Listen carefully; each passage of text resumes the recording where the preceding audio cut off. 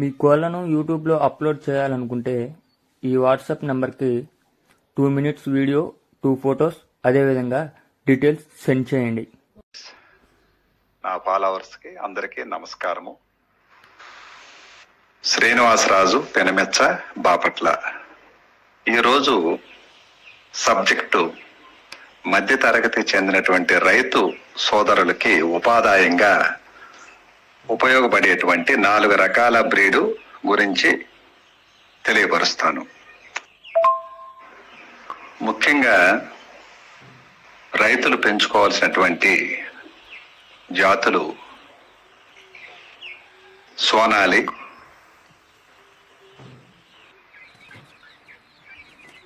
కడక్నాథు,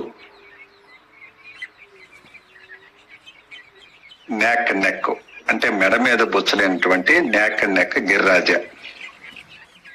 అలాగే అధిక మాంసోత్పత్తికి అసీల్ బ్రీడు. ఈ 4 రకాలు చెందినటువంటి పిల్లలు నేను మా కంపెనీ నుండి డైరెక్ట్గా మీ ప్రాంతాలకి దగ్గరలో ఉన్న రైల్వే స్టేషన్లకి పంపిస్తాను. వాటి వివరాలు ఏమిటంటే, ఈ 4 రకాల జాతులు గుడ్లుత్పత్తి మరియు మాంసోత్పత్తి 2 విధాలు ఉపయోగపడతాయి. వీటిల్లో నెక్ ఈ మెడ మీద బొచ్చలేనటువంటి గిరిరాజా టైపు మాంసోత్పత్తి, అలాగే గుడ్లతో పాటు మాంసోత్పత్తి, అలాగే అసీల్ బ్రీడు, అసీలు గుడ్లతో పాటు మాంసం ఉత్పత్తి చాలా బాగా ఉంటుంది. అంటే హెవీ సైజు వస్తాయి. 7 నెలలకి 2.5 kg నుండి 3 kg బరువు అవుతాయి. మిగతా బ్రీడ్లు సోనాలి, కడక్నాథు 7 నెలలకి 1,800 నుండి 2 kg లోపు ఉంటుంది. 1,800 హైయెస్ట్ 2 kg లోపు 7 నెలలకి అంత బరువు అవుతాయి. ప్రధానంగా మేపే విధానం అనేది చాలా ముఖ్యం. అదే నా దగ్గర కొన్న వాళ్ళకి చెప్తాను నేను. మేపే విధానం కూడా ఈ బ్రీడ్లో రైతులకు తెలియక కొంతమంది ఇబ్బంది పడుతున్నారు. వాళ్ళు తగిన ఫలితాలు పొందలేకపోతున్నారు. కాబట్టి మేత అనేది ఎంత బాగా పెడితే అంత ఉపయోగం. ఈ మేత ఖర్చు కూడా వీటికి చాలా తక్కువగా ఉంటుంది, చాలా తక్కువగా ఉంటుంది. ఆ మేత కూడా చెప్తాను మీకు. ఈ అన్ని రకాలు తింటాయండి. వీటిలో ప్రత్యేకత ఏంటంటే, ఈ క్రాస్ బ్రీడు ఈ మీకు మిగిలినటువంటి కూరలతో రైస్లో కలిపి పెట్టొచ్చు, ఒడ్లు పెట్టొచ్చు, జొన్నలు పెట్టొచ్చు, రాగులు పెట్టొచ్చు, మొక్కజొన్నలు పెట్టొచ్చు, తెల్ల జొన్నలు, అన్ని మీకు ఫ్రూట్స్, మిగిలినటువంటి వేస్ట్ ఫ్రూట్స్ అండ్ వెజిటబుల్స్ వాటిని డ్యామేజ్ అయినటువంటి చక్కగా ఒక ట్రేలో పడేయండి. ఒక ట్రేలో పడేసి అక్కడ వదిలిపెట్టండి.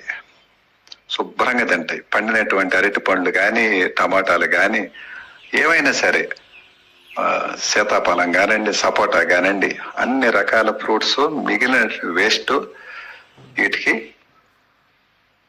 ప్లాస్టిక్ కాటిలో వేసి 2 చోట్లకి పెట్టండి ఎడంగా. అన్ని రకాలు తింటాయి. ఓకేనండి.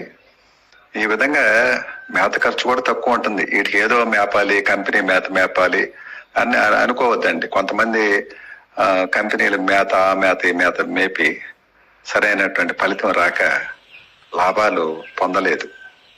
ఈ ప్రాంతాల్లో ఉన్నటువంటి రైల్వే స్టేషన్కి విత్ డెలివరీతో పిల్ల ఖరీదు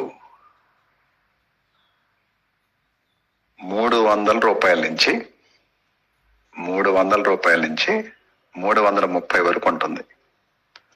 అంటే దూరాలను బట్టి డిస్టెన్స్ తక్కువ అయితే 300, కొంచెం లాంగ్ అయితే 330. కొంచెం అంటే మీకు ఫర్ ఎగ్జాంపుల్ ఉత్తర కోస్తా, అలాగే రాయలసీమ, నేను అన్ని ప్రాంతాలకి పంపుతాను. రాష్ట్రాలు వచ్చేవరకు ఒరిస్సా, ఆంధ్రప్రదేశ్, తెలంగాణ, తమిళనాడు అన్ని ప్రాంతాలకి మీకు పంపించగలను. ట్రాన్స్పోర్ట్తో 300, మ్యాక్సిమం 330 ఈ మధ్యలోనే ఉంటుంది. ఆ డిస్టెన్స్ని బట్టి 310 ఉండొచ్చు, 315 రూపాయలైనా ఉండొచ్చు, లేదా 300 ఉంటుంది. ఎక్కువగా 300 పడుతుంది. బాగా దూరం అయితేనే 400 కిలోమీటర్లు, 500 కిలోమీటర్లు అలా అయితే 320 కానీ 330 కానీ 10 అటు ఇటుగా చెప్తున్నానండి సుమారుగా. పిల్లల వయసు 60 రోజులు, 2 నెలల వయసు అందిస్తాను. అవి ఈ మధ్యనే జస్ట్ నిన్నే తూర్పుగోదావరి జిల్లా రావులపాలెంలో ఉన్న రైతు